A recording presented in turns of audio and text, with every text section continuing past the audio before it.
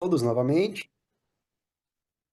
Vamos dar início à nossa prática de estudos do livro A Fuga dos Monges Bon. Este é um estudo que foi indicado por Geshe Dema como uma forma de nos conectarmos com a tradição do Yogundrum Bon. Também é uma forma de conhecermos um pouco mais a história de mestres fundamentais dessa tradição, em especial a história de Yongtse Tsen Rinpoche, que está aqui atrás, que está comemorando neste ano 100 anos de vida. E é em comemoração, em celebração a esse aniversário que nós estamos fazendo esse ciclo de estudos.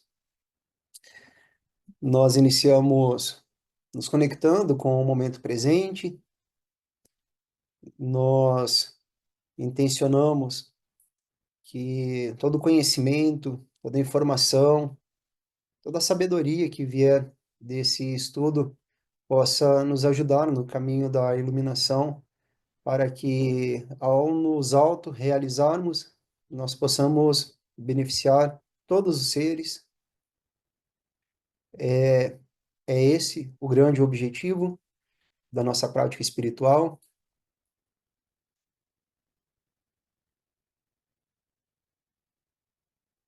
Com essa intenção, então, nós podemos nos conectar com os nossos mestres, com os Budas, com os seres iluminados, e podemos visualizar que todos estes Budas, todos os mestres, todos os seres iluminados com os quais temos conexões, neste momento, estão simbolizados, estão expressados, estão em união com Yongtse Rinpoche, com o professor do nosso professor Tenzin Wangyal Rinpoche, que é o detentor de toda a linhagem do bom. Nós podemos visualizar Yongtse Rinpoche à nossa frente, representando a perfeição de todos os Budas,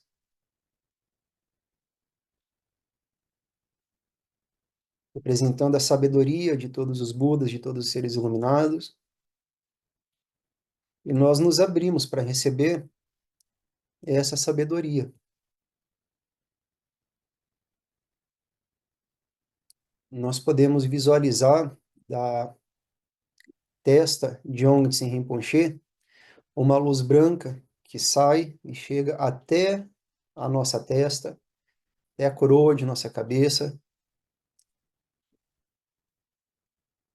e com essa luz branca que nós visualizamos, nós recebemos o empoderamento do corpo. O nosso corpo, ele passa a estar iluminado a partir de agora. Nós recebemos as bênçãos, as energias que efetivam, que tornam concreta aqui e agora essa iluminação, a iluminação do nosso corpo.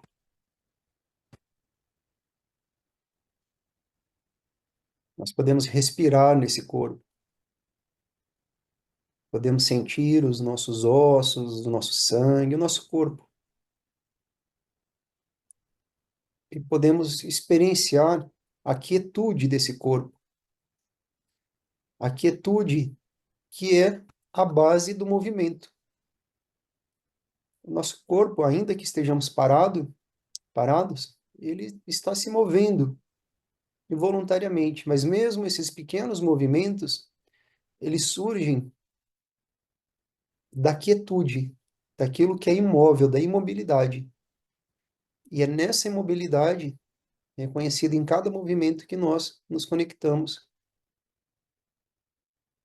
para receber essa iluminação, para receber esse empoderamento do corpo.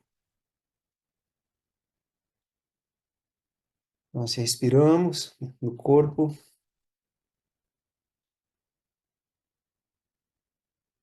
e agora nós podemos trazer a nossa mente para a garganta, para a nossa garganta, e visualizamos que da garganta de Yongtse Rinpoche, que está à nossa frente, vem uma luz vermelha até o chakra de nossa garganta e nós recebemos o empoderamento, as bênçãos, a energia da fala iluminada. A nossa fala, ela passa a estar iluminada.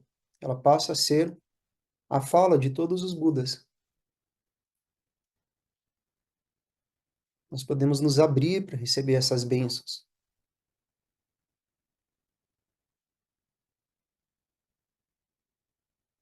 Nós podemos respirar no chakra da garganta, descansar nesse chakra. E para aprofundar a experiência, nós podemos nos conectar com o silêncio da nossa fala.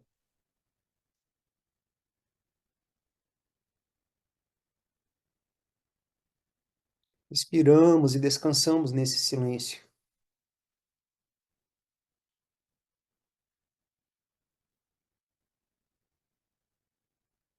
E percebemos no final que não há separação entre o silêncio e a fala. A fala, ela surge do silêncio. Ela permanece no silêncio e retorna para o silêncio.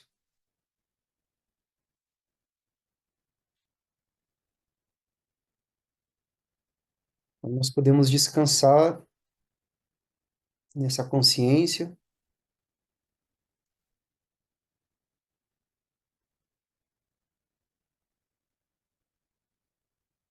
e agora trazendo a consciência para o nosso coração,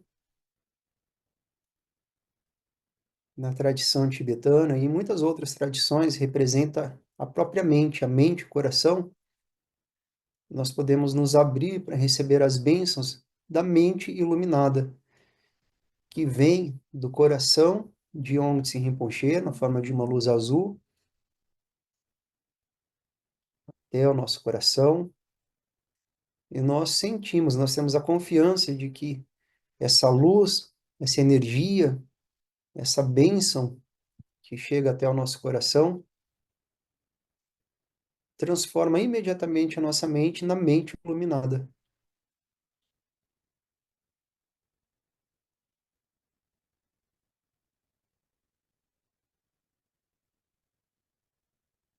Nós podemos descansar no chakra do coração. Respiramos no chakra do coração.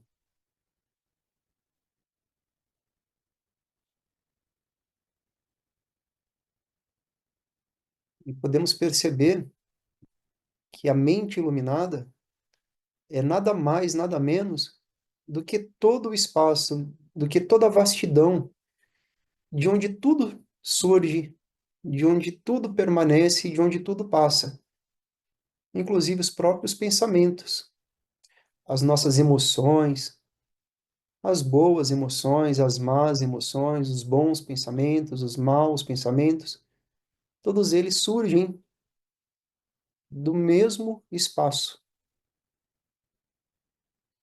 permanece no mesmo espaço e retorna para o mesmo espaço.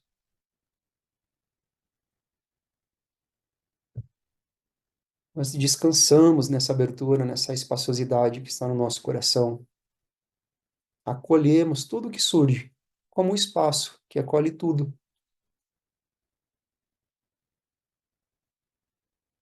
Essa é a atividade iluminada da mente.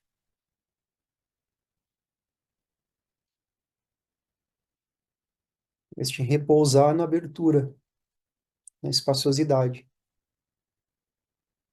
E é um descansar consciente, autoconsciente. Então, no final, não há separação entre espaço e mente, entre espaço e pensamento. Nós estamos realizando a união da quietude do corpo com o próprio corpo, do silêncio da fala com a própria fala e da espaciosidade da mente com a própria mente. Isso é Guru Yoga, isso é uma das práticas mais profundas que nós temos em nossa tradição, também uma das práticas mais acessíveis, uma prática de primeira hora que nós fazemos todo dia e nem sempre damos a atenção para a profundidade que representa essa prática, né? Então, nós sentimos gratidão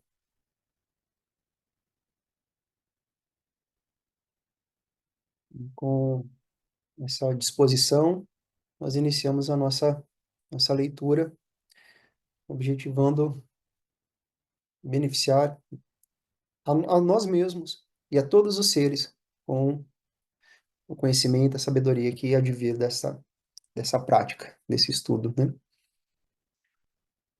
Pedimos também a proteção dos Budas, dos protetores, Yashualmo, para que tudo que a gente falar e ouvir, nosso entendimento seja o mais correto possível, né?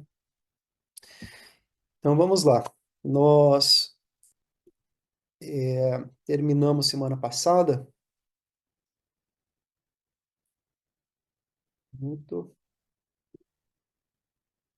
Nós terminamos semana passada no capítulo 4, se eu não me engano. Não, aliás, no capítulo 2, né? Ainda estamos no capítulo 2. Lemos o prólogo, lemos o capítulo 1, que conta a história da infância, muito sofrimento de Aung San Rinpoche. Agora, no capítulo 2, nós estamos vendo a chegada dele ao monastério de Yung Lin, onde ele passa a ter uma formação mais formal, mais profunda, inclusive e especialmente nas artes da pintura. Nós vimos que, embora a família paterna dele era uma família muito pobre, a família paterna, especialmente o avô, vinha de uma linhagem muito importante no bom, e era uma linhagem particularmente reconhecida pelas habilidades de pintura. Então ele passa a ser formado, passa a ser treinado nessa habilidade. E foi muito bonito a leitura, foi muito bonita a leitura semana passada, porque os autores aqui descreveram assim em detalhes como é esse processo alquímico mesmo de criação das tintas, das cores, de aplicação nas telas. Ao final, no momento de conversa aqui, eu vou compartilhar com vocês algumas imagens que a Lina buscou na internet, ilustrando algumas das aves que nós mencionamos semana passada. E, e também vou compartilhar aqui um pequeno vídeo que mostra o enterro, o chamado enterro no céu, que foi mencionado. É um vídeo que pode ser um pouco estranho, assim, para nós ocidentais, porque de algum modo vai mostrar como é esse enterro nos céus, né? Os abutres se alimentando dos cadáveres humanos.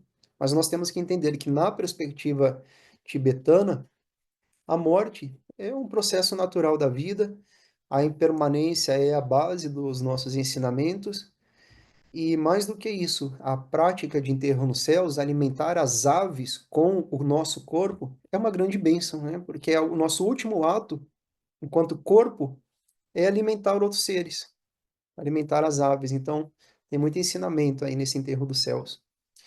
Mas a gente deixa isso para o final. Vamos seguir. Então, nós vimos que o Yongtse Rinpoche, né, aqui ainda chamado de Tenzin, Tenzin Lompo, que depois vai ser Yongtse Tenzin Lompo Rinpoche, ele começa a se destacar ali no monastério como um exímio pintor, mas o tio dele parece que estava ali, não sei se com ciúmes, né? O tio dele parecia que estava tentando barrar o desenvolvimento dele. Vamos ver se é isso mesmo, ou se faz parte do treinamento. Vamos seguir então essa história de como ele vai se formando aí como um professor bom, mas especialmente nesse momento como um artista, né? Um lama, é, nem um lama ainda, né? Como um estudante das artes, da pintura, das pinturas sagradas.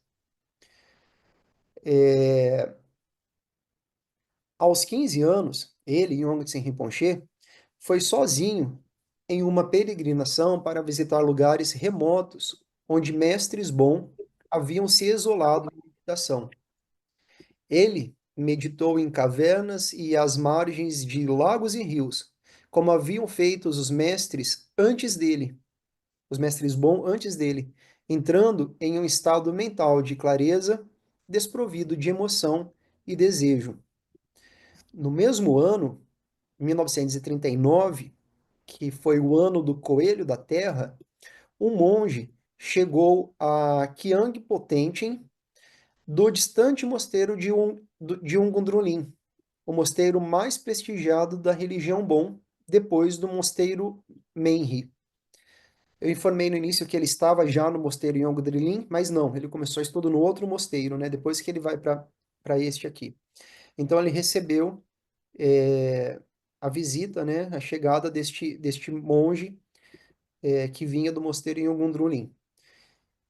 O monge Mongyal Nyerpa estava visitando a sua cidade natal, mas ele também tinha uma missão importante a cumprir. Ele havia supervisionado recentemente a construção de um novo templo de 100 pilares do mosteiro de Ungundrunlin. As paredes do novo templo precisavam ser adornadas com símbolos, ilustrações das divindades e retratos dos mestres renomados. Os oficiais do mosteiro queriam que o trabalho pelos melhores pintores bompos do Tibete. O monge sabia que os melhores pintores estavam em sua cidade natal.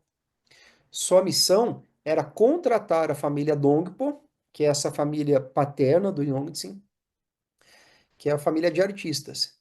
100 anos antes, o patriarca da família, Dongdo, havia pintado o templo original de Yongundrulin, e por isso era justo que seus descendentes pintassem o novo. A família concordou com o contrato, e o tio de Tenzin, Tsheren, foi encarregado de organizar uma equipe de 7 pintores. Tenzin desejava viajar para Yongundrulin e escapar da monotonia da vida em Tenshin, mas seu tio disse que ele era muito jovem e inexperiente. Por que diabos você deveria vir? Tsheren perguntou. Você não sabe pintar. Desafiando seu tio, Tenzin foi diretamente ao monge de Yongundrulin que havia feito o contrato com a família Dongdo. O carisma e a persuasão de Tenzin se mostraram irresistíveis, e o monge concordou em contratá-lo. Este, não, desculpa, ele concordou em contratá-lo. Ao desafiar seu tio, Tenzin estava desafiando a tradição. Este foi um desafio direto ao ancião, lembrando que ele só tinha 15 anos, né? Como ancião de Tenzin, o tio Tsheren sentia um direito e obrigação familiar de supervisionar Tenzin. Da perspectiva de seu tio, Tenzin estava desafiando sua autoridade legítima. Irritado por ter sido superado, o tio Tsheren tomou a medida incomum de apelar para a mãe de Tenzin, convencendo-a de que, aos 15 anos, Tenzin era muito jovem para ir. Tenzin soube da decisão de sua mãe através de seu tio, mas o garoto não se deixou convencer. À medida que os relatos da intransigência de seu filho chegavam até ela, ela percebeu a fragilidade de sua autoridade e começou a se preocupar que ele fugisse. Ela finalmente decidiu que era melhor que ele fosse com os outros pintores de sua vila do que partir por conta própria. Contra as objeções de seu irmão, o tio de Tenzin, sua mãe finalmente deu a permissão.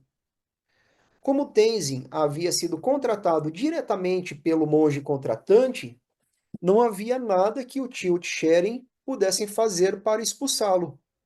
Então, ele relutantemente aceitou Tenzin e começou a fazer os preparativos para a viagem. Tenzin e os outros 7 pintores, com seus pertences carregados em vários iaques e um único cavalo, viajaram por trilhas estreitas nas montanhas, através de prados alpinos, repletos de flores silvestres e passando por lagos alimentados por neve de um turquesa cintilante. E a ideia é que a gente sempre vai criando essa imagem, né, do Tibete em nossa mente aqui para que a experiência se torne ainda mais concreta. A jornada levou mais de um mês, enquanto subiam por passagens montanhosas acidentadas cobertas de neve o ano todo. Passando à vista de Nansha Barwa, a 24.900 pés, uma das montanhas mais altas do mundo.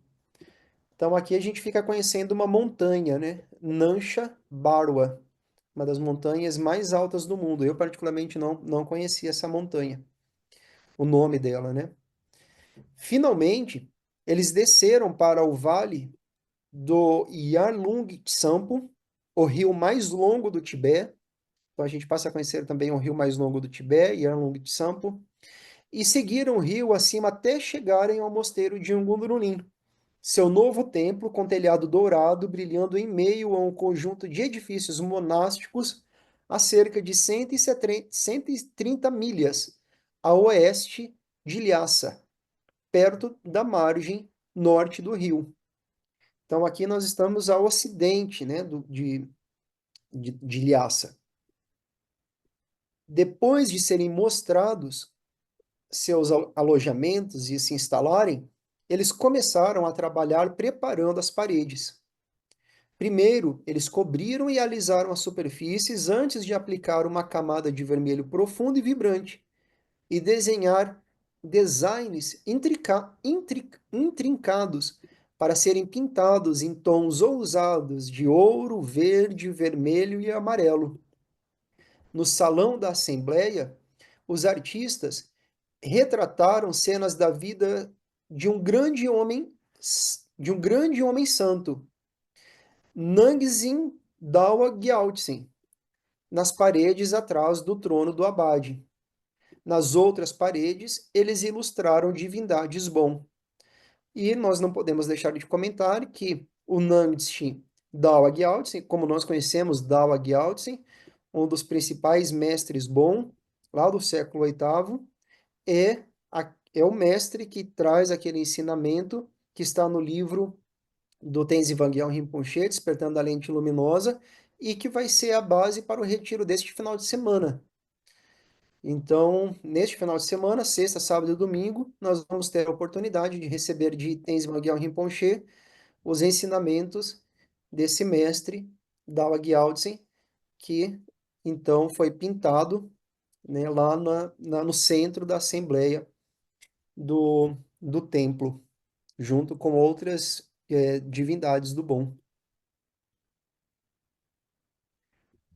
Uma manhã, os pintores encontraram a porta de seus aposentos trancada pelo lado de fora.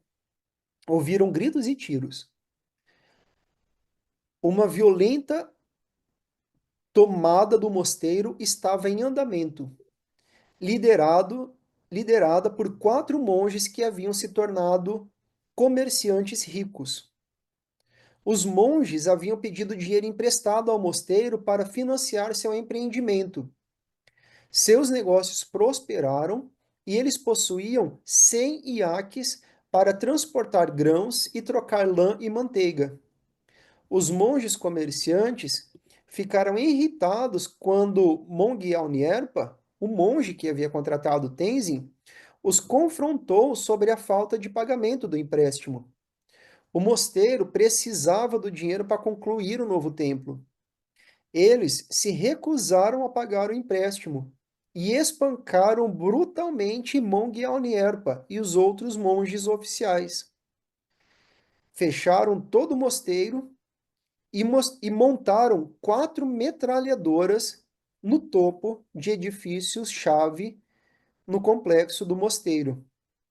Então aqui nós não estamos falando ainda da invasão chinesa, né? Nós estamos falando de 4 monges que se tornaram comerciantes e por ganância se recusaram a pagar o empréstimo e invadiram e tomaram o mosteiro. Naquela noite, Tenzin e os outros pintores arrombaram a porta trancada e encontraram os monges ensanguentados e espancados. Os pintores levaram os monges feridos para seus quartos. Tenzin e seu primo ficaram de guarda nas portas para protegê-los. O primo de Tenzin estava armado com uma pequena espada, e Tenzin com um monte de pedras. Mongyal Nyarpa morreu devido aos ferimentos no dia seguinte. Durante a tomada do mosteiro, Os monges comerciantes mataram o abade e o professor-chefe e nomearam seus próprios apoiadores para substituí-los. Só então os monges comerciantes permitiram que alguma aparência de vida monástica continuasse. Semana passada nós falamos que era importante a gente nunca ter uma visão assim branco ou preto, né, sobre as coisas. E aqui a gente tem mais um exemplo disso. Não é porque eram monges que eram santos. Horrorizados por esses eventos chocantes, os pintores debateram se deveriam continuar seu trabalho. Finalmente decidiram que Mongial Nierpa gostaria que eles completassem as pinturas do templo, e assim continuaram. Os monges comerciantes persistiram em aterrorizar o mosteiro por vários meses, antes que uma reclamação chegasse ao governo Lhasa, que é a capital do Tibete. O reinado dos comerciantes terminou depois que tropas do governo chegaram a Yungundrulin, prenderam os 4 monges delinquentes e os levaram acorrentados para Lhasa. Pelos próximos 2 anos, os pintores trabalharam no templo de Yungundrulin, concluindo seu trabalho em 1942, o ano do cavalo d'água. Então veja, aí o Yongtse já estava com 17 anos, né? Ele chegou ali para trabalhar com 15 e o trabalho, as pinturas só terminaram quando ele tinha 17. Com a pintura concluída, relicários de ouro e cobre, contendo os restos mortais dos abades do mosteiro, foram movidos para o templo, e estátuas brilhantes de divindades foram colocadas em nichos ao longo das paredes. Os pintores começaram a fazer as malas para o retorno a Tengshin. Todos, menos Tenzin, que surpreendeu seu tio ao dizer que queria permanecer em Ogundrulin e tornar-se monge. Então lembra que a família paterna do Yongtse Rinpoche não era uma família de monges, era uma família de artistas, né? Artistas reconhecidos, aristocratas inclusive, mas não eram monges. E ele decide ficar lá no mosteiro para se tornar monge. Para seu tio, a declaração de Tenzin era mais uma irritação de um menino pretensioso com objetivos exagerados que ultrapassavam em muito a sua posição na vida. Às vezes gritando, ele argumentou que a mãe de Tenzin seria contra ele viver tão longe da família. Não estou deixando nada para você, disse Tcherin. Você morrerá aqui. Tenzin permaneceu inabalável. Não me importo, ele respondeu. Não vou embora. Eventualmente, Tcherin percebeu a futilidade de sua oposição. Além de dominar fisicamente o menino e levá-lo para casa contra sua vontade, não havia nada que ele pudesse fazer. Sob pressão dos outros artistas para iniciar a jornada de volta, ele finalmente cedeu à vontade inflexível de Tenzin. Junto com os outros artistas, o tio de Tenzin partiu para casa. Antes de sair, seu tio mostrou que se importava com Tenzin, apesar de suas diferenças, deixando-lhe uma caixa de chá para vender. Tenzin permaneceu em Yungudrunlin, estudando em preparação para fazer seus votos.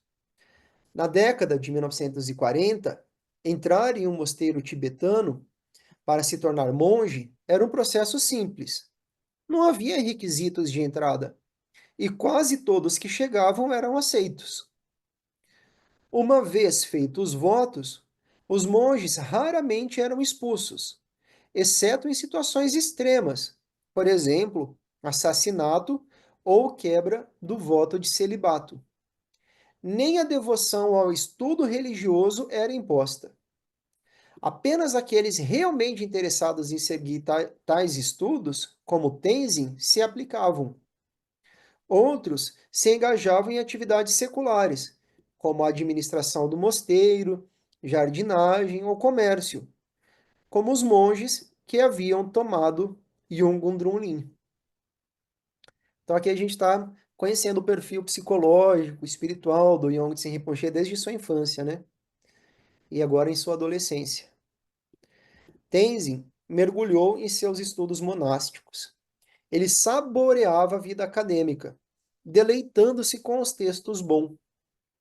Após um ano de estudo, ele subiu o caminho até o Monte Sharipoa, próximo, até o Mosteiro Menri, a instituição mais prestigiada do Bon, e fez seus votos aos 17 anos. Ele entrou em uma pequena capela e prostrou-se prostrou-se 3 vezes diante dos 2 monges de mais alta patente. O abade, que normalmente administrava os votos aos novos monges, estava ausente. Os monges começaram a entoar uma oração. Enquanto cantava, um agarrou um tufo do cabelo de Tenzin, cortou uma mecha e colocou em um pequeno prato. Ele adicionou uma pitada de sampa e jogou a mistura no ar para simbolizar o corte de laços com o mundo fora do mosteiro. Olha que interessante esse ritual, né? Então eles cortaram o cabelo do Tenzin, misturou com sampa, que é a cevada queimada, né? E jogou para o ar, simbolizando o corte dos laços com a vida mundana nele. O monge, então, derramou água benta na mão esquerda de Tenzin e sobre sua cabeça para purificá-lo. Tenzin fez o compromisso de Bodhisattva, de lutar pela iluminação de todos os seres sencientes. Esse verbo lutar pela iluminação é bem característico do bom, porque no bom, o Bodhisattva, né, aquele que trabalha em benefício dos seres, é chamado de Yungundrum Sempa, que significa guerreiros da mente. Então, nós, no bom, temos a aspiração de sermos bodhisattvas, trabalhar para o benefício dos seres, ou, se quisermos sermos mais precisos na, na tradição, no uso das palavras das tradições, nós queremos lutar pela iluminação de todos os seres, nós queremos vencer os obstáculos que impedem a iluminação de todos os seres, nós queremos ser guerreiros da mente. Ele, Tenzin, fez seus votos monásticos, incluindo promessas de abster-se de matar qualquer ser vivo, mentir, roubar, usar álcool ou drogas e sexo. Esses são os votos clássicos dos monges, né? Os monges lhe deram seu nome espiritual, Tenzin Nandak, substituindo seu nome de nascimento. E Tenzin Nandak é o nome que o Yongtse Rinpoche vai usar por toda a vida, né? O nome completo dele inclui Tenzin Nandak Yongtse Rinpoche. Após fazer seus votos, Tenzin fez uma pausa em seus estudos em Ugundrulin para uma peregrinação de um ano a mosteiros no Nepal com outros 2 monges. Um de seus companheiros era Sherabit Sutrin, que se tornaria um amigo e assistente para toda a vida. Os monges levavam Tsampa com eles, mas na maior parte do tempo dependiam da hospitalidade dos mosteiros ao longo da rota para alimentação e abrigo.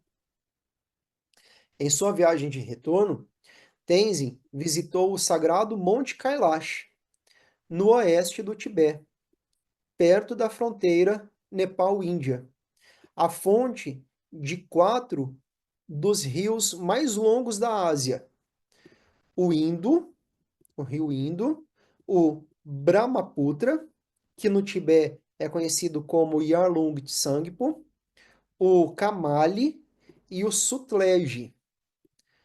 A montanha de 22 mil pés se projeta alto acima da paisagem enrugada. Um gigante solitário, distante de picos de estatura semelhante, com seu cume envolto em branco. Kailash, Monte Kailash, é um local sagrado para os praticantes do bom, bem como para os budistas, os jainistas e os hindus. Olha como esse monte é importante, né? Toda a tradição ali da região, né, da Índia, do Tibete, do Butão, do Nepal, reverencia essa montanha como, como um ser mesmo, né? Como uma deidade. Peregrinos das quatro religiões, budistas, jainistas e hindus, têm visitado Kailash pelo menos desde o século XII. A história do Monte Kailash está tão obscurecida pelo tempo que estudiosos especulam que poderia ter sido um ícone espiritual para civilizações há muito esquecidas. É uma informação importante que os autores estão dizendo aqui, né? Que talvez, isso é uma conjectura acadêmica, essa visão sagrada do Monte Kailash precede o próprio Bon, precede o próprio budismo, precede o próprio jainismo e o próprio hinduísmo e vem de civilizações que a gente sequer conhece. As quatro religiões tradicionalmente consideram Kailash como o centro e o local de nascimento do mundo. Quando nós fazemos a prática de oferenda de mandala, nós fazemos com o mudra, né, da, de oferenda, nós estamos visualizando o Monte Kailash aqui como centro de todo o universo. Os Bompos acreditam que a montanha é a sede de todo o poder espiritual e o lar da deusa do céu, a rainha da existência, a protetora do bom, Cipigdialmo. Então não sabia, né? Cipigdialmo moraria no, no Monte Kailash. Disse que o fundador do bom, Tompa Sherabi, desceu do centro de um lótus de cristal de 8 pétalas que crescia no cume da montanha. Tenzin e seus companheiros se juntaram a dezenas de outros peregrinos circulando a base do Monte Kailash para aumentar seu mérito espiritual. A jornada de 32 milhas ao redor da base da montanha, às vezes é feita em um único dia por peregrinos, em forma. Né? Quem tem disposição física consegue rodear, eh, circun... fazer a circunambulação no Monte Kailash em um dia, mas normalmente é feita em 3 dias. Uma única circunambulação, ou cora, como é chamado em tibetano, diz que ele limpa os pecados de uma vida inteira e que 108 coras, 108 circunambulações garantem a iluminação. Eles começaram sua cora, sua volta, a cerca de 15 mil pés de altitude, perto da vila de Darshan, onde comerciantes vendiam bandeiras de oração e incenso para peregrinos. Caminharam por uma trilha bem desgastada, marcada por montes de pedras, e passaram por cavernas usadas como retiros de meditação por mestres. Viram cumes de arenito verde e marrom, paredes verticais de rocha que se elevavam acima do vale, e atravessaram o rio com água na altura dos joelhos. Ao longo do caminho, passaram por dezenas de locais sagrados e rochas esculpidas com letras sagradas.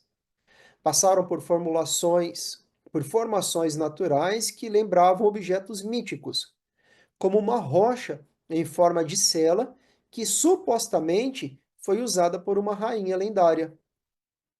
No ponto mais alto de seu circuito, o Passo Doma, a 18.470 pés, eles gritaram: Kiki Sossolagiaulo, ou Vitória dos Deuses. Aliás, Vitória aos Deuses. Kiki Sossolagiaulo. Então, estenderam uma linha de bandeiras de oração, adicionando-as às massas de bandeiras de oração desgastadas dançando ao vento, colocadas por outros peregrinos ao longo dos anos. Eles pretendiam completar o maior número possível de coras, mas uma tempestade de neve envolveu Kailash quando se aproximavam do Passo Doma em sua terceira cora. Ventos com força de furacão acumularam enormes montes de neve no passo. Desculpa.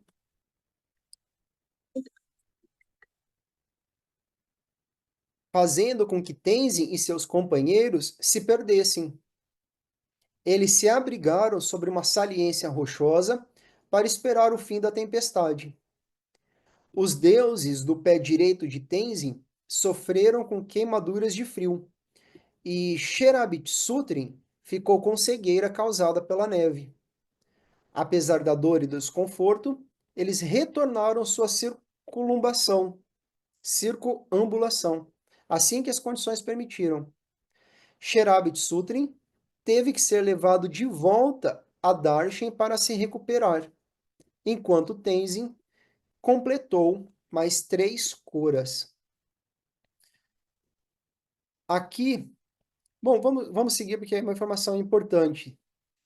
Enquanto os Bompos caminhavam no sentido anti-horário ao redor do Kailash, eles encontraram os jainistas caminhando na mesma direção, e budistas e hindus caminhavam no sentido horário, conforme as tradições ditavam. Então, o Bon e o jainismo têm isso em comum. Essas duas tradições, elas circumambulam o Monte Kailash no sentido anti-horário, da mesma forma que nós fazemos quando recitamos os mantras. Nós visualizamos os mantras rodando no sentido anti-horário. Já os hindus e os budistas circulam o Monte Kailash no sentido horário. Eu não sabia disso, achei bem curioso. Os peregrinos mais devotos e resolutos faziam o circuito realizando prostrações contínuas. Eles se ajoelhavam, prostravam-se em todo comprimento, faziam uma marca com os dedos, levantavam e davam um passo até a marca e faziam a próxima prostração. Circular a montanha dessa maneira leva cerca de 4 semanas. Então, eles faziam a prostração completa, parava, dava um passo, fazia outra prostração completa e assim demoravam 4 semanas para dar a volta no monte, né? Circular a montanha dessa maneira leva cerca de 4 semanas, frequentemente com as mesmas condições de neve, vento e gelo que Tenzin encontrou. Então, acho que nós podemos encerrar por aqui, por hoje, para compartilharmos algumas imagens que a Lina nos separou e fazemos a nossa dedicação para que em seguida a gente faça a prática de Chokon Geshidema. Deixa eu só anotar aqui. Terminamos, terminamos aqui em 25 de março de 2025. Então é isso, amigos e amigas. Algum comentário, alguma dúvida? Deixa eu tentar tirar isso aqui.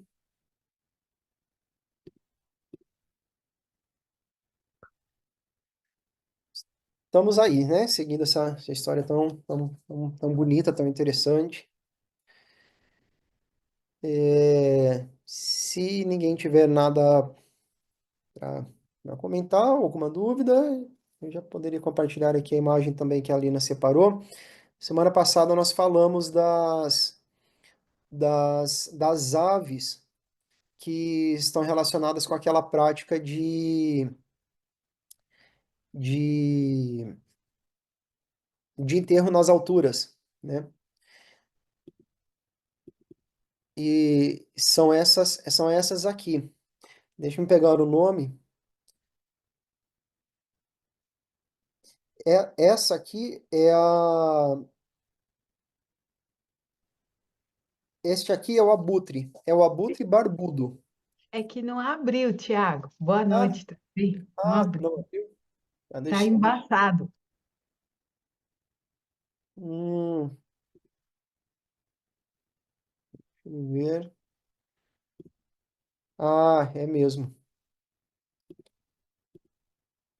Vamos ver agora. E agora, conseguem ver? Agora sim. Ah, então tá. Então esse é o abutre barbudo. A Lina deu uma pesquisada nele e ele é um dos únicos abutres do mundo que se alimenta apenas de ossos. Interessante. né? Ele se alimenta apenas de osso. Deixa eu pegar outras imagens aqui. Aqui é o mesmo abutre, abutre barbado, é o nome dele, né, em português. Aqui ele novamente, olha que lindo. E aqui dá pra gente ver a barbinha dele, ó. E também tem o grifo. O grifo é esse aqui. Essa imagem tá pequenininha, deixa eu ver se tem uma maior. Esse aqui, ó, é o grifo. Parece um abutre, né, mesmo, né? É, olha ele de frente, olha que lindo. Parece que tem dois olhos ali atrás, né? Mas o olho dele tá aqui, ó, é o biquinho dele. E é um grifo. O grifo é um animal mitológico, assim, na minha cabeça. Nem sabia que existia grifo de verdade. Então agradecemos aí a Lina por compartilhar. Eu não vou colocar o vídeo aqui para vocês, mas eu vou compartilhar o link no chat, porque não é um vídeo muito agradável de ver, este vídeo do enterro nas alturas. Mas é um vídeo que vai mostrar justamente isso, né? É a tradição, uma tradição que é de todo o Tibete, mas que vem do bom e que tem a ver com essa generosidade de nós entregarmos o nosso corpo morto para alimentar os abutres, para alimentar esses passarinhos tão bonitinhos que nós vimos aí, né? Vou compartilhar aqui no chat já. E em seguida fazer a dedicação. Então, primeiro fazer a dedicação, depois eu compartilho o link.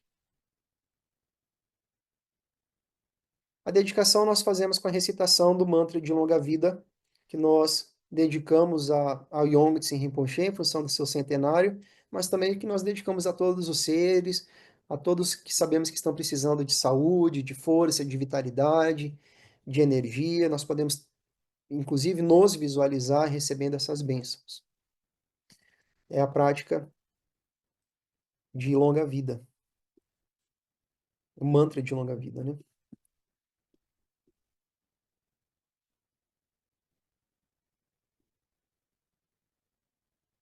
Sodrum agara mula tinam vado moye tse ne za. Sodro aga mula tinam vado moye tse ne za. Sodrum agara mula tinam vado moye tse ne za. Sodro aga mula tinam vado moye tse ne za. Sodrum agara mula tinam vado moye tse ne za. Sodro aga mula tinam vado moye tse ne za.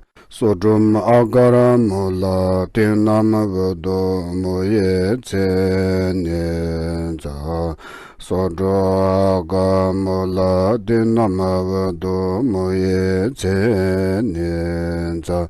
Sodrum agara mula tinam vado moye tse ne za.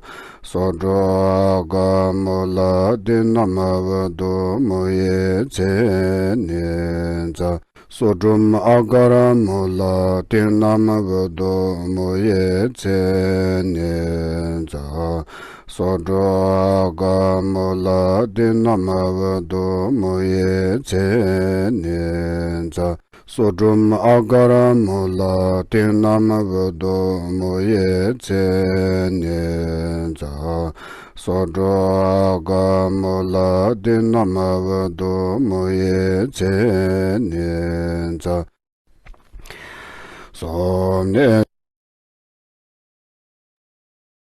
Então, nós dedicamos o mérito de nossa prática para o benefício de todos os seres e aguardamos o Geshe-dema aí daqui a pouco com a prática de Cho, que é uma prática dessa de enterro nas alturas, que nós visualizamos o nosso corpo sendo desmembrado e alimentando todos os seres. É uma prática bem bonita, bem irada, bem compassiva também, né? Então, dá uma certa continuidade ao que nós estávamos falando. Gratidão a Tiago, todos e todos. Sim? deixa eu fazer uma pergunta. Aquela corneta que ele assopra é um osso nessa Sim. prática agora? Na prática do Cho, Isso. normalmente, tradicionalmente, se faz com o osso, inclusive com o osso humano. Parece um Nós fêmur, temos né? aqui, eu tenho aqui, é muito de nós temos, né? Mas não de osso, muito menos de osso humano. Nós temos de resina. E a gente tem que lembrar que na tradição tibetana, a impermanência faz parte da vida, né? Então não tem nada de mais um osso humano. Mas, claro, para nós Sim. ocidentais causa muita estranheza, sim.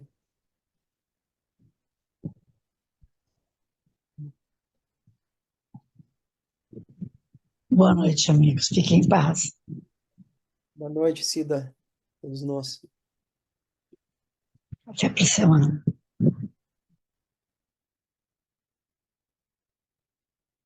Então, André, se quiser interromper a gravação, o Felipe, que aí a gente já inicia depois a gravação seguinte. Obrigada, Tiago. Está sendo maravilhoso.